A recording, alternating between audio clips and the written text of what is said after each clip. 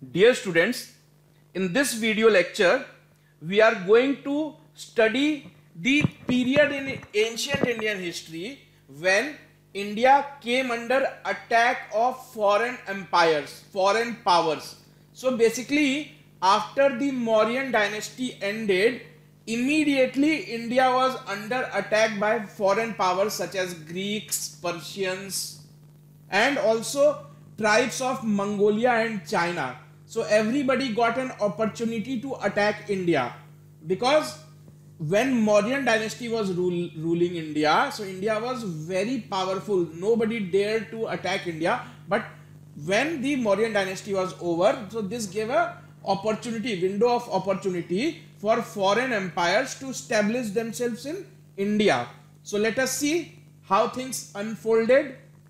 So foreign invaders from Central Asian countries and Europe have been coming to India since antiquity. That means since time immemorial, there are records to suggest that foreign invaders from Central Asian country and Europe have been coming to India. So nothing new. But they never managed to create a powerful empire. So this story is about establishment of empire. Invading is one thing, but successfully invading and creating an empire is something different. So first such recorded instance of somebody coming from other country and attacking India is of King Darius. So King Darius was a Persian Achaemenidian king. So Persia means ancient Iran.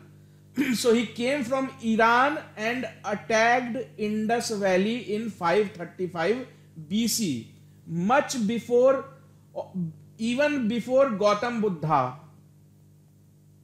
So even before the birth of Gautam Buddha. So Gautam Buddha was not even born then. That King Darius of Iran, he had come and attacked Indus Valley. So this suggests that from ancient times, foreign powers were looking for opportunity to attack India. There is one very famous warrior, Alexander the Great, who came to India in 326 BC, all the way from Greece. So Alexander attacked India in 326 BC. So when Alexander came to India, so he did not actually come to India. He touched just the borders of India and then he returned back. So Mauryan Empire ruled over almost all lands between Afghanistan and Bangladesh for about 140 years before coming to an end in 180 BC. So when Alexander had come to India, that time just 4 years after that, Mauryan dynasty was established. That means immediately after Alexander returned, Mauryan dynasty established, and once the Mauryan dynasty was established, no foreign power could attack India because it was a very powerful dynasty. Mauryans were really powerful. So this Mauryan dynasty suddenly came to an end in 180 BC. So Mauryan dynasty came to an end in 180 BC.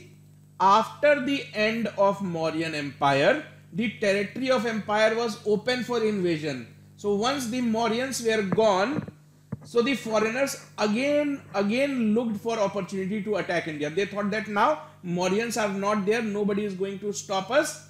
So the territory of India was open for invasion.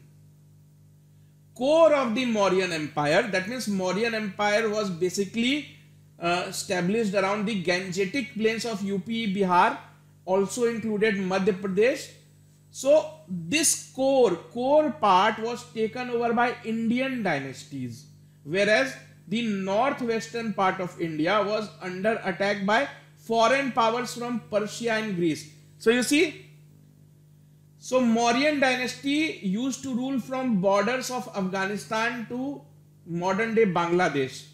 Once the Mauryans were gone, the core territory, that means UP, Bihar and Madhya Pradesh, all this were occupied by Indian successors. That means kingdoms who were born in India and who replaced Mauryans. But the western part of the country that came under attack of foreign powers. And who were these foreign powers? So these foreign powers were basically, people from Persia, that means Iran and Greece. Greece, from where Alexander had come. So these people had idea how to reach India, which route to take. So once the Mauryans were gone, they again started their activities. So the core part, UP, Bihar, Madhya Pradesh, all this were still under control of Indian people. So Mauryans were replaced by Shung dynasty and Kanva dynasty. So both these dynasties had Indian origin. They were from India. But the western part of our country, nobody was there to defend it. So that gave an opportunity to people from Persia and Greece to come, attack, capture, and then establish their own empire. So these foreign powers succeeded in capturing large part of Western India and ruled over 500 years from 180 BC to 3rd century AD. So it is basically the story of these people who managed to capture the western part of our country, and after capturing it, they settled there. They started to rule from there. So Mauryan Empire, some part of it was taken over by Indians.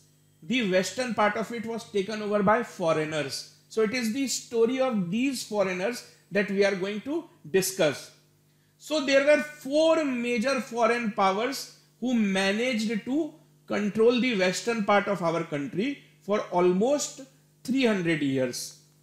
So, sorry, for 500 years. So these kingdoms came one by one. So this is the western part of our country. So this is the western part of our country. So these people came one by one. So first came Indo-Greeks. So then they were defeated by Shakas. So they came one by one, but they were ruling from western part only. They never succeeded in capturing eastern part of our country or South India. So they were basically limited in western part of our country. So four major foreign powers managed to do that. So we are going to study the story of all these 4 dynasties one by one. The first foreign powers to have captured the western part of our country were Indo-Greeks. They were also known as Indo-Bactrian. Now please understand, when Alexander had come to India, so before reaching India, he had already captured Persia. He had already captured Persia, already captured Afghanistan. So these parts, so when Mauryans were ruling from Patliputra, that time also these areas were controlled by Greek people, and their capital was at Bactria. Bactria was a place in Persia. So these people were known as Bactrians. So these people, they came to know that Mauryan dynasty have ended.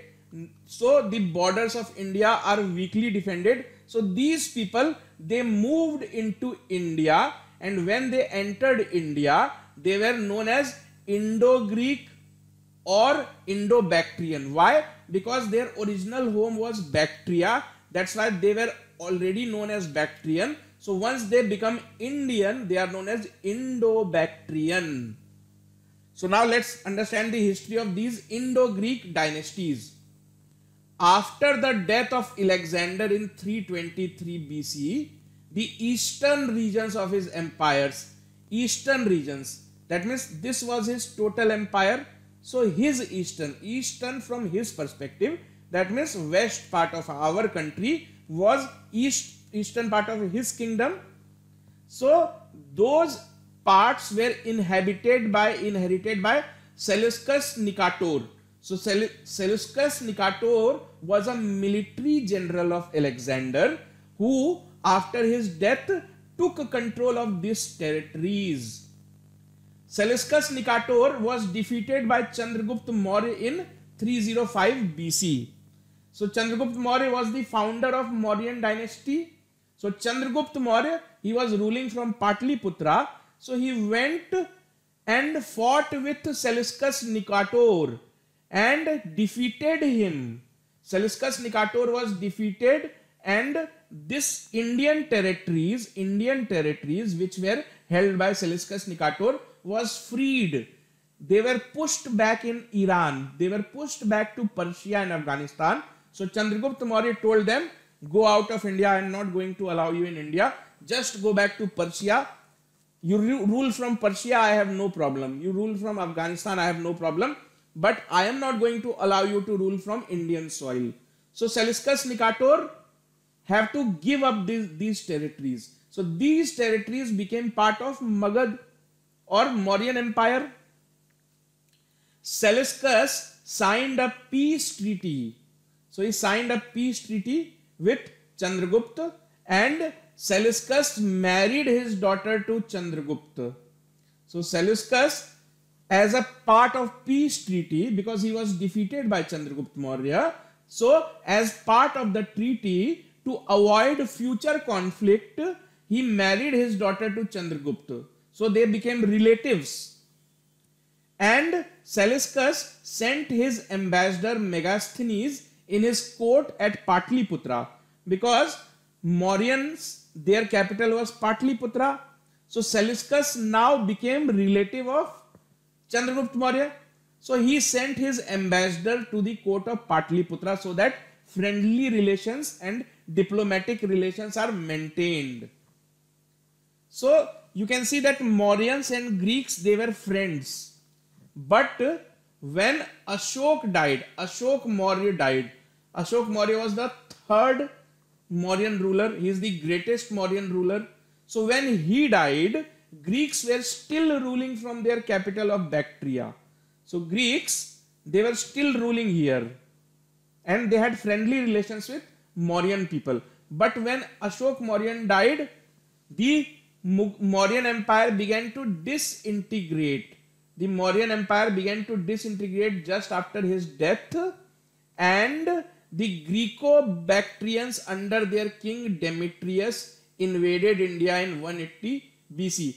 And this was the first time that these Greek people who were ruling from Bactria, they decided that now time has come to invade India.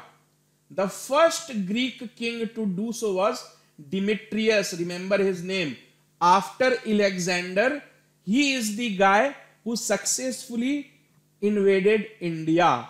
So he invaded India in 180 BC, just 5 years after Mauryan dynasty ended. So Mauryan dynasty ended in 185 BC. So just after 5 years of that, in 180 BC, these attacks start. The first king, he is a king of Greco-Bactrian origin. Greco-Bactrian. His name is Demetrius. So this king Demetrius, he did not come alone to India. He was accompanied by his son-in-law. His son-in-law was named Menander. So these two personalities, you have to remember the name of these two people, Demetrius and Menander. So these two people came together to invade India. Demetrius was the king, Menander was his son-in-law and military general. The Greeks succeeded in capturing Gandhar, Kabul, Punjab and the region up to the confluence between Ganga and Yamuna. So once the Greeks entered India, they managed to succeed in capture this much part. Punjab, Kabul, Gandhar, that is basically western part of India. Up till the confluence of Ganga and Yamuna, that means somewhere near Delhi. So this region was captured by these people, Indo-Greek invaders. So let's see what happened next. So the invasion by the Greeks or Yavanas are mentioned in Mahabhasya of Patanjali. So who is Patanjali? Patanjali was the great Sanskrit scholar who lived in the court of Pushyamitra Shung. Pushyamitra Shung.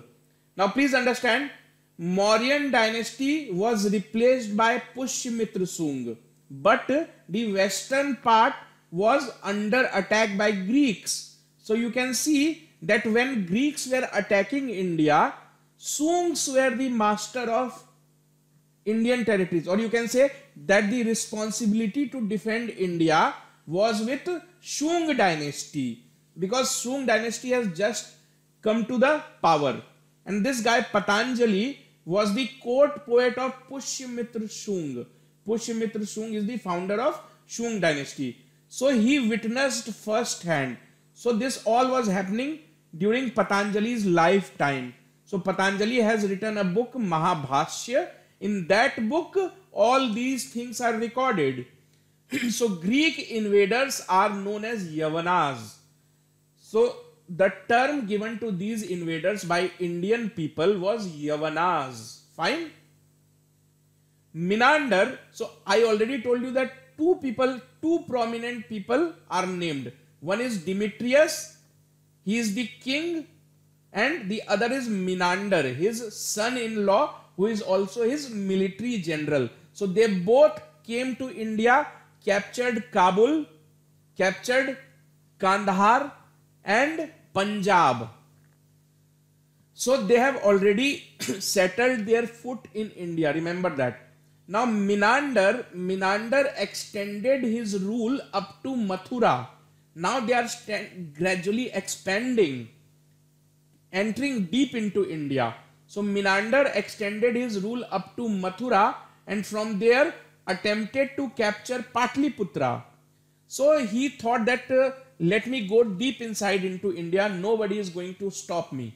But he came very near to Patliputra, and Patliputra was the home of Shungs, because they had their capital there. So when Pushyamitra Shung came to know about this, that a Greek military general is moving towards Patliputra, he sent his grandson Vasumitra. So grandson of Pushyamitra Shung was sent to defend Patliputra against Menander. So Vasumitra successfully managed to send Menander back. So he came with a huge army. Menander said that I am not in a position to fight Shung people. So Menander returned back to Punjab. So who did this? Vasumitra did this. Who was Vasumitra? Vasumitra was the grandson of Pushyamitra Shung. So you have to remember this very important fact. Fine. Actually what had happened is that Pushyamitra Shung was conducting a yajna, Ashwamedh yajna. In that yajna, he had released a horse. So his horse was captured by Menander, and because of that, this battle was fought. So what was the outcome? Outcome was that Vasumitra, the grandson of Pushyamitra Shung, he successfully defended Patliputra. That means he did not allow Menander to enter into Patliputra. Menander is also known as Milind in Indian text, because many people from India, they have recorded these events. So spelling changes. So Menander is also known as Milind. Milind seems to be a very Indian name. So these people, they Indianized themselves. So Menander is also known as Milind. So Menander or Milind, he formed his capital at Shakal. See, Vasumitra did not defeat Menander. He simply defended Patliputra. He defended. It does not mean that Menander was scared and he returned back to Greece. Menander did not return back to Greece. He already had occupied parts of Western India. So he formed his capital at Sakal. Sakal is modern day Sialkot. Sialkot town of Pakistan. And he took great interest in Buddhism. Who took great interest in Buddhism? Menander. Because these people thought that unless we embrace Buddhism, we embrace the religion followed by the people of India. They are not going to accept us as their king. So Menander accepted Buddhism. Now, very important fact, this Menander had a dialogue with a Buddhist monk, Nagsena. So before converting to Buddhism, he wanted to know about Buddhism. So he asked many questions with Buddhist monk Nagsena. And this question answer is recorded in a book known as Milind Panho.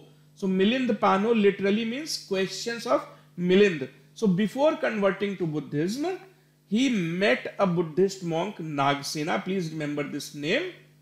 So question is, Milind Panho is the dialogue between which two personalities? So personality number one, Menander, a Greek invader, and the second one is Buddhist monk Nagsena. So there is dialogue going between them. Menander wants to know that what is Buddhism, what are its philosophies, and Nagsena is answering those questions. So this question answer is recorded in form of a book known as Milind Panho. Milind finally embraced Buddhism under Buddhist monk Nagarjuna. So this is all this you need not remember, but this is very important fact. Milind Panho. Another Greek ambassador, Heliodorus, visited Shung king Bhagbhadra, because you know that when Greeks were ruling, Shungs were ruling from Patliputra. So they wanted to maintain cordial relation with Shung dynasty. So it is recorded in history that a Greek ambassador whose name was Heliodorus, he visited a Shung king Bhagbhadra. So Bhagbhadra was ruling from Ujjain, because these Shung people, they had two capitals. One at Patliputra, this was the major capital.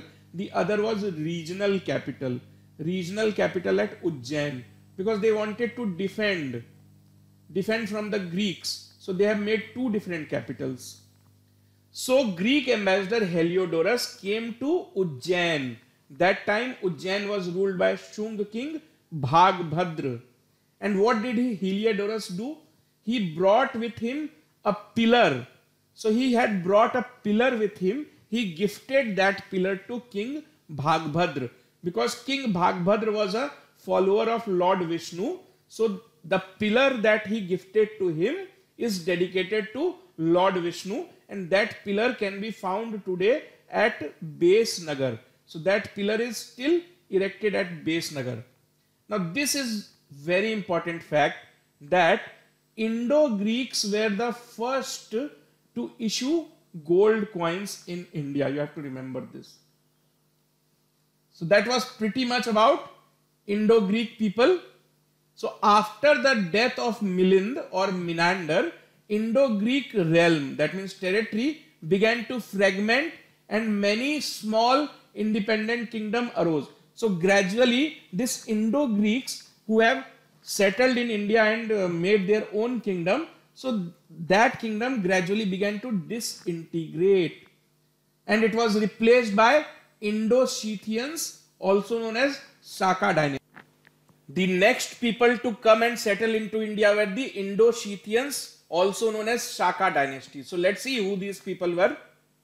After the building of Great Wall of China, many tribes lost access to pastoral lands for their cattle. So this is China. So here a great wall was built. So people living here could not enter mainland China. So these people were basically tribal people. So they needed to move to places so that their cattle can feed. But now that was stopped because of this Great Wall of China. So as a result, they were forced to move towards the areas occupied by Indo-Greeks. So they were forced, instead of going this way, they have to go this way to look for food for their pastures. So they have come in conflict with Indo-Greek people.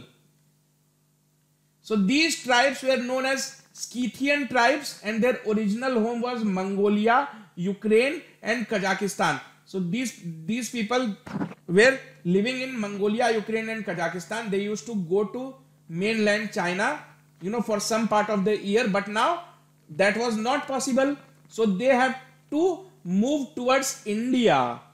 They are now moving towards India, and when they try to enter India, this part was captured, this part was being ruled by Indo-Greek people. So this new people, this Scythian tribes, they forced Indo-Greek people to move out. They told them that now we have arrived, we are the new masters.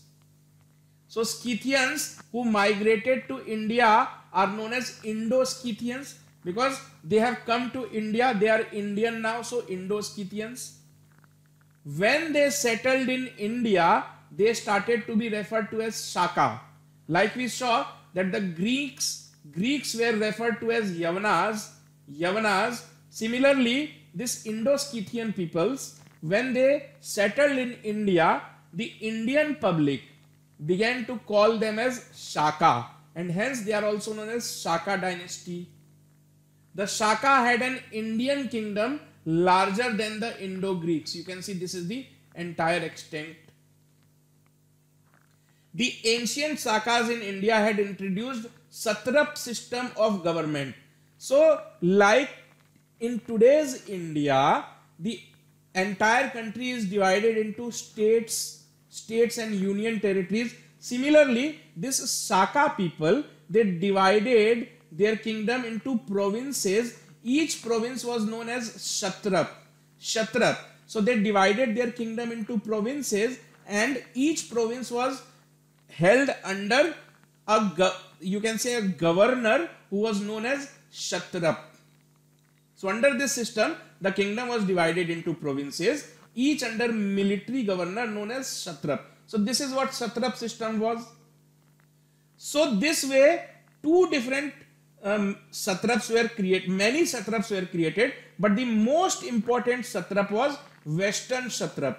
From Indian point of view, Western Satrap was most important because this is entirely into India. All the other satraps are not in India. Some are completely in Persia, some are completely in Afghanistan. So from our historical point of view, Western Satrap was totally Indian. So the Western Satraps were Shaka rulers of western and central part of India. So you can see this part of India, Western Satraps, they were contemporaries with the Kushans. So when Western Satraps were ruling here, the other dynasty was also taking shape. So the other power that was taking shape then was of Kushan. We will see later on who these Kushans were, but just understand that when Shakas were ruling in the form of Western Satrap, at the same time India was also being ruled by Kushans. Who these Kushans are, we will see. So Kushans are one of the 4 foreign powers. For now you can understand simply that. Now the rulers of this dynasty, the great rulers of Shaka dynasty. The first was Maus. His name was Maus. He is the earliest Shaka ruler. He established Shaka power in Gandhar and ruled around 80 to 60 BC. You need not remember all this. Simply remember that Maus was the founder, or you can say the earliest Shaka ruler. We know about him. We know that somebody called Maus existed because historians have found Taxila copper plate inscription, and in that copper plate his name and name of his 2 sons are mentioned. His 2 sons, Aegis I and Aegis II. So he had 2 sons. So his name of his sons are mentioned. They embraced Buddhism. So as I already told you. Now this is very important fact. Bimaran Cascade. So Bimaran is a place in Pakistan, Jalalabad, Pakistan. So Bimaran Cascade have been found. That means a cascade, you can say a holder of coins, hoard of coins. You know, a big basket have been found in Jalalabad, Pakistan, which belongs to Aegis II. Who is Aegis II? He is the son of Maus. What is special about Bimaran Cascade? Please remember this very important fact. Bimaran Cascade contains the first and earliest known image of standing Buddha. You will see most of the time Buddha is shown sitting posture, in sitting posture. But it is in Bimaran Cascade that you can find statues of standing Buddha. And it is the first such statue.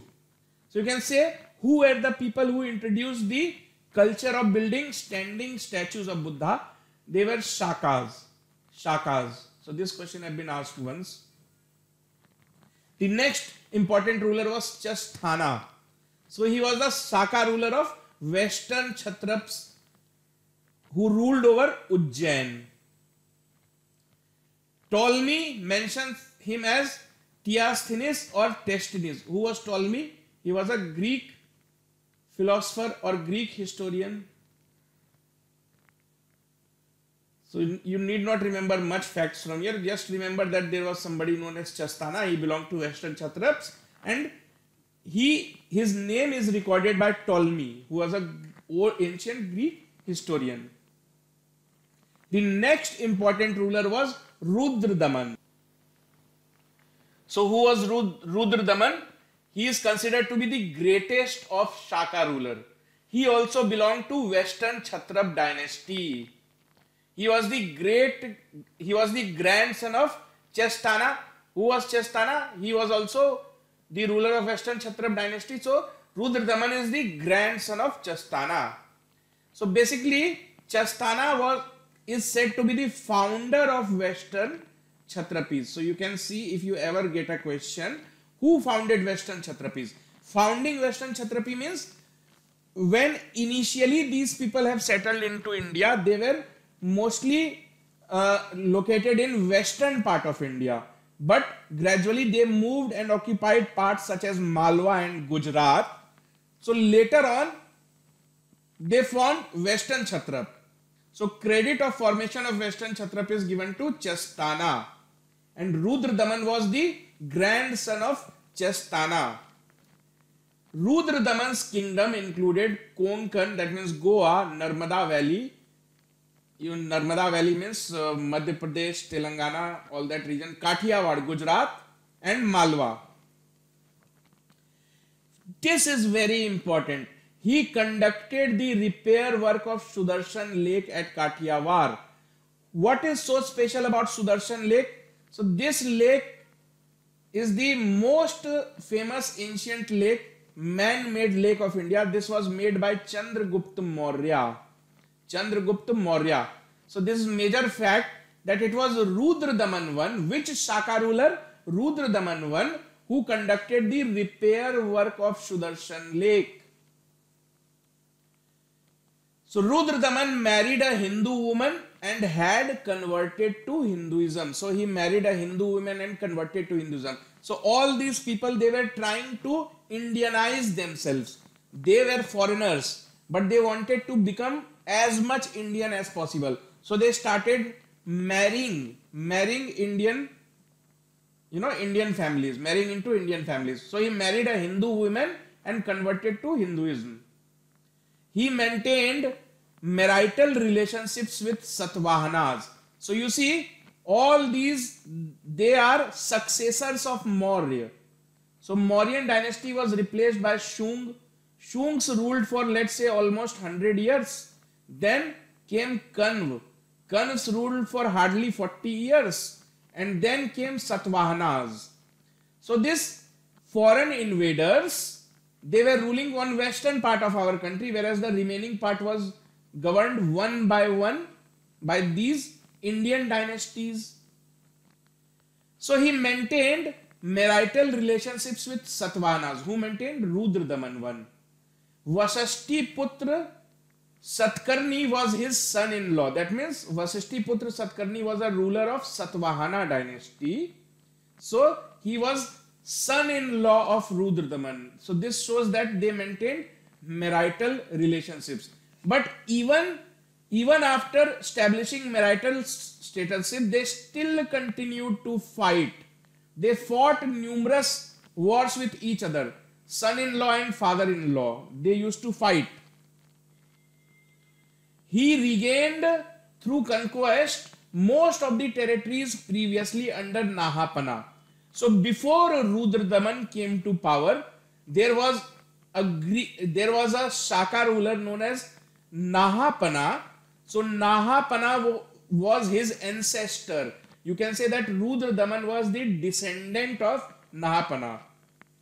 Though he was the grandson of Chestana, so this Chestana and Rudra Daman, all these people are descendant of Nahapana. So Nahapana lived even before Chestana. So Nahapana had won very large territory of Gujarat, Maharashtra. But those territories were won by Satvahana. But now Rudra Daman fought with Satvahanas and took back all those lost territories. So Nahapana had once captured these territories. These territories for the time being were won back by Satvahanas, and when Rudra Daman becomes the king, he again captures those territories. Now how did Shakas decline? The Shaka empire started decline after their defeat at the hands of Satvahana emperor Gautami Putra Satkarni. So you can see that even doing marital relationship did not end their fight. They were still fighting. Who? Shakas and Satvahanas. So finally, because of this fighting, Shaka empire was defeated and they started to decline. Shaka dynasty was over by 350 AD. So you can see gradually the dynasty was over and it was replaced by Indo-Parthians, also known as Pahlavas. So now let us see who these Indo-Parthians were. So this is the dynasty or foreign power number 3. I already told you that four major foreign powers came to invade India. First were Indo-Greek, then came Shakas, and now that Shakas are gone, comes the turn of third foreign power, Indo-Parthians, also known as Pahlavas. So let us see who these people are. So Indo-Parthian kingdom is also known as Gondopharide dynasty, Gondopharons. This dynasty ruled Afghanistan, Pakistan and northern India during the 1st century AD.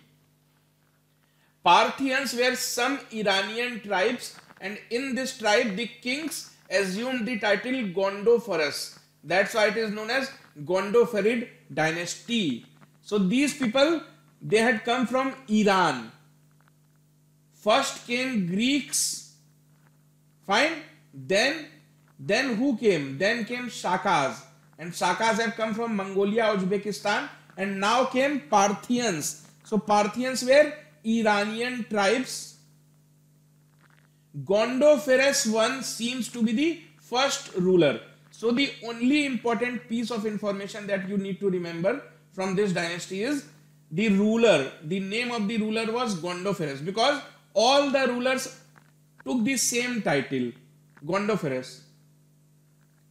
So the most important fact to be remembered from here is that during his reign, during the reign of Gondophares I, Saint Thomas is a very respected figure in Christianity. So he had come to India to propagate Christianity. So this happened during the reign of Gondophares I. This question has been asked, that Saint Thomas visited India during whose reign? Gondophares. Most of the students think that Gondophares must be some foreign ruler. No, he was an Indian ruler because he was ruling from India. Remember, Saint Thomas Gondophares. So how culturally diverse the history of India is. Just give it a thought. The next dynasty to attack India and to establish in India were the Kushans. So let us see who these people were. So let us see. The Kushans had originally belonged to the region of Western China. So please understand, this question has been asked several times. From where did Kushans came? Kushans came to India from Western China. Fine? From here. They came to India. They were nomadic tribal people from Central Asia. So these countries are known as Central Asian countries, countries of Uzbekistan, Tajikistan, Turkmenistan, basically the Tan countries ending with TAN. So don't include Pakistan and Hindustan to it. So these names were given later on. So all the Tan countries. The Kushans defeated the Shakas and the Pahlavas, also known as Parthians, because they had come earlier. They were present beforehand, before the Kushans entered. So Kushans, when they entered India, they saw that India was already occupied by some foreign powers like Shakas and Pahlavs. So Kushans have to defeat them. So only after defeating them, they managed to establish their own kingdom. So they established themselves in Afghanistan, Pakistan, and northern parts of India. You can see this was the extent of Kushan Empire. So the major rulers, Kujula Kadphises, you have to remember these names. Kujula Kadphises, how strange these names sound, but these rulers have ruled India once upon a time. These are the names of Indian rulers. So Kujula Kadphises laid the foundation of Kushan Empire in India. He occupied the valley of Kabul and had also issued coins in his names. He minted coins of copper with symbols of Buddhism minted on it. Why? Because they have already embraced Buddhism. Because during those times, Buddhism was the most, you can say, followed religion. So the citizens of India were following Buddhism. So if you have to become a ruler, so you try to choose religion which is acceptable to the public. So hence, they embraced Buddhism. Kujula Kadphises was succeeded by his son Vima Taktu, but not much is known about him. Fine. So these questions have been asked, that who is the founder of Kushan Empire in India? So the answer is Kujula Kadphises. His successor was Vima Taktu, but nothing much is known about him. The next important ruler was Vima Kadphises. So let's see who this guy was. So Vima Kadphises was the son of Vima Taktu, and he was the father of Kanishk. He was the father of Kanishk. Now the question is, who this guy Kanishk is? So Kanishk is the greatest ruler of Kushan dynasty. Kushan dynasty. So we will read about him in a bit detail later on. So for now you can understand that he is the most important ruler to have been born in Kushan dynasty. So Vima Kadphises is the father of Kanishk. This is the most important fact that you need to remember about this person, Vima Kadphises, that he has issued a large number of gold coins, abnormally large number of gold coins. While other rulers used to issue coins of cheaper metals such as iron, copper, bronze. So this guy Vima Kadphises, he have issued large number of gold coins. So many a times question have been asked from Indian history that which Indian ruler have issued large number of gold coins or most number of gold coins. It is Vima Kadphises. No other ruler have issued as many gold coins as this person have. He was a Shiva devotee. That means he used to pray to Lord Shiva. He used to worship Lord Shiva. Though they had embraced Buddhism, still Vima Kadphises was a Shiva devotee. That means he used to worship Hindu god Shiva. And he proclaimed himself as Maheshwara. Please remember, this again is a question which have been asked many a times. Which Indian ruler? Yes, he is an Indian ruler because they are settled in India. So which Indian ruler called himself Maheshwara on his coins? It is Vima Kadphises.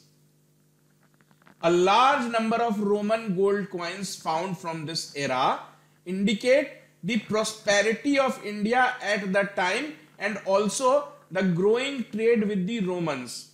That means during his era, the trade was prospering with Rome. How is that known?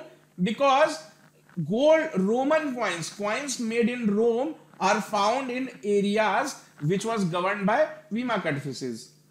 So you can say that Kushans Kushans maintained trade relations with Roman people. Kushans.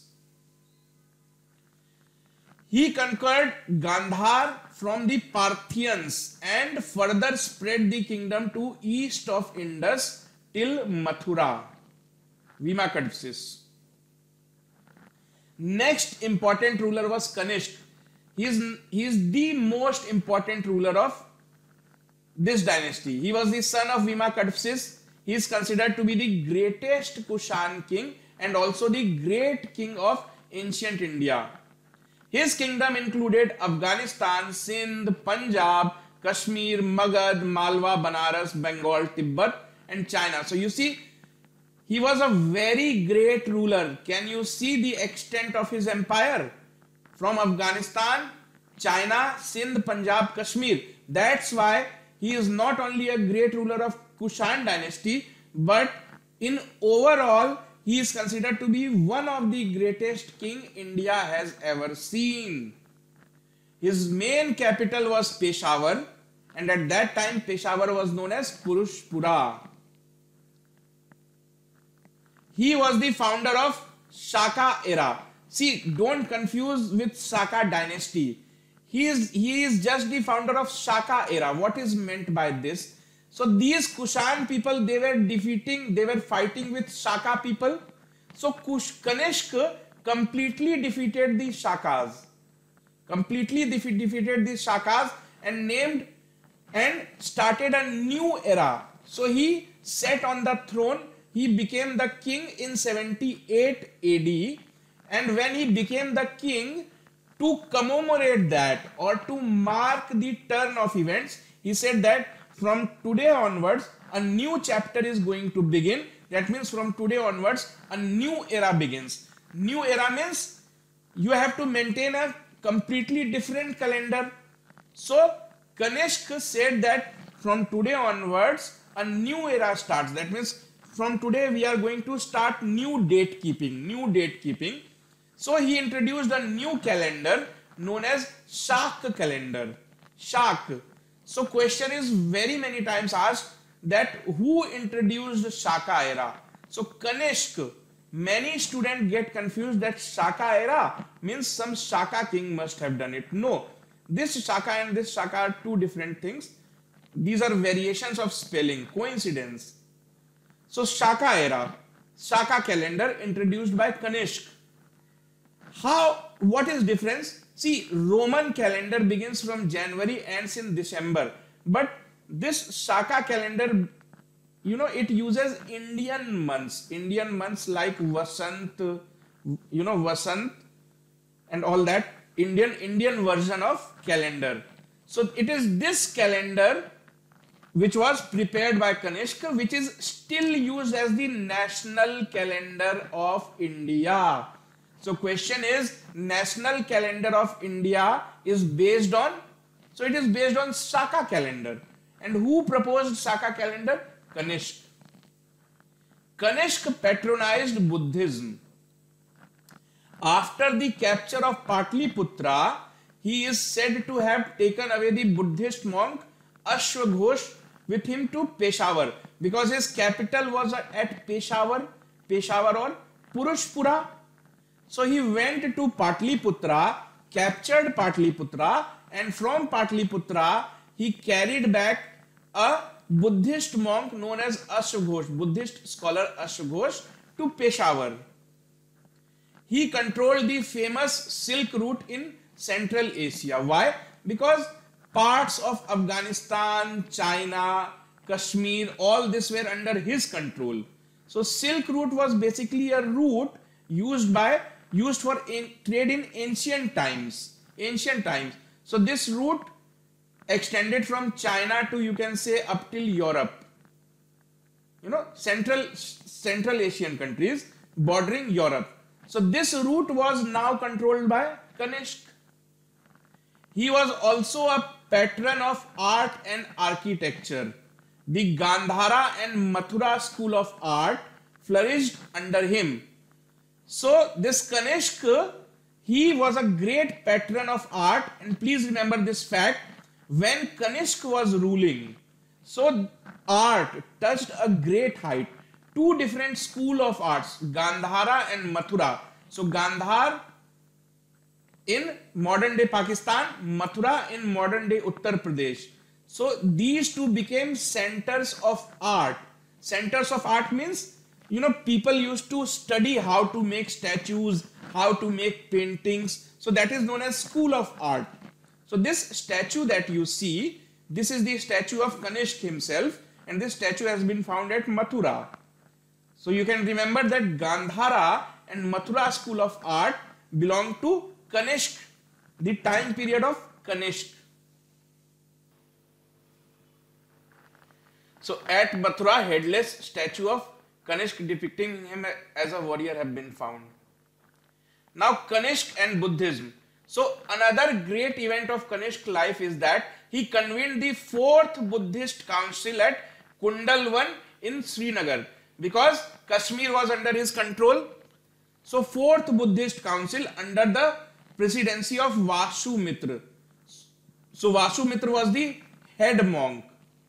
So it was in this council that Buddhism was split into two schools, two philosophies, Hinayana and Mahayana. So you have to remember this fact that this event happened during Kanishk time period, Kanishk reign, that he has convened 4th Buddhist council at Kundalwan of Srinagar, and during that council, Buddhist monks have different opinions, and because of difference in opinion, Buddhism was divided into two sects, two philosophies, Hinayana and Mahayana.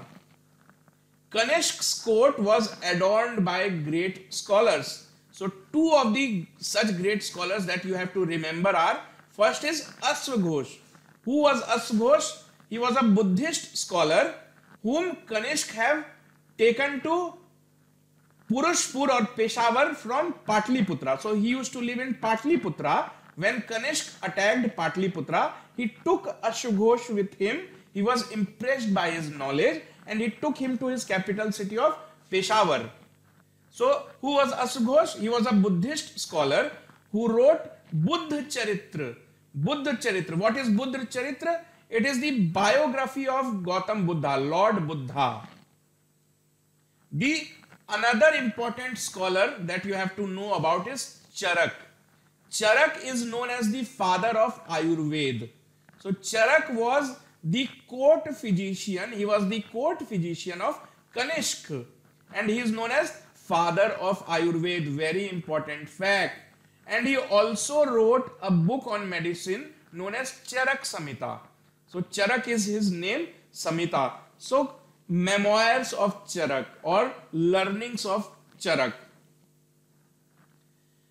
The other scholar that you know is Vasumitra. He is the same Vasumitra who acted as the head monk in the 4th Buddhist council. Now, how did the Kushan dynasty decline? So Kushan dynasty was, fighting with, other powers such as Indo-Parthians and other local rulers from Malwa and Patliputra, because these regions, they were freed by Mauryans and they were replaced by new dynasty. New, not as powerful, but they were potent dynasties. So Kushan dynasty was in regular conflict with the dynasties of, you can say, eastern part of India. So slowly and gradually by 230 AD, Kushan dynasty was almost over and was replaced by Gupta dynasty. So the vast territory that these Kushans have managed to capture, so all these territories were freed because Kushans were gone by 230 AD, and major part of this territory was gained by Gupta dynasty. So you can say that Gupta dynasty was formed on the ruins of Kushan dynasty. So it is said that Kushan period in Indian history was a perfect forerunner to the golden age of the Guptas. So this is all about the foreign powers who came to India, invaded India, conquered India, settled in India, Indianized themselves, ruled from India. So this was all about them.